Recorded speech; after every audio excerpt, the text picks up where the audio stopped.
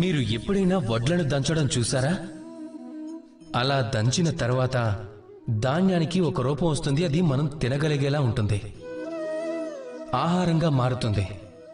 ఒకవేళ మీరు జాగ్రత్తగా చూస్తే ఆ వడ్లను దంచే రోలు ఏదైతే ఉందో అది ఎప్పుడూ కదలదు, కేవలం రోకలి మాత్రమే కదులుతుంది. అదే వడ్లకు రూపాన్ని ఇస్తుంది. ఇక అప్పుడే మనం దానిని తినగలం. కానీ ఆలోచించండి, ఒకవేళ రోలు రోకలి రెండు కదిలినట్టయితే ఏమవుతుంది?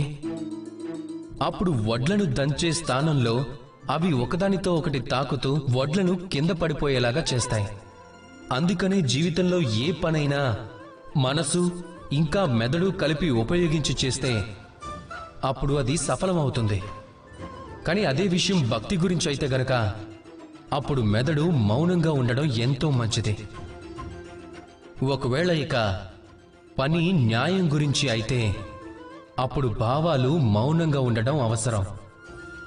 కనుక మనసు ఇంకా మెదడు కలయిక సమయంలో జాగ్రత్తగా ఉండండి. ఈ రెండిటి కలయిక ఒకరి పనిలో మరొకరికి బాధగా మాత్రం మారకుండా ఉండేలా చూసుకోండి. రాధాకృష్ణ.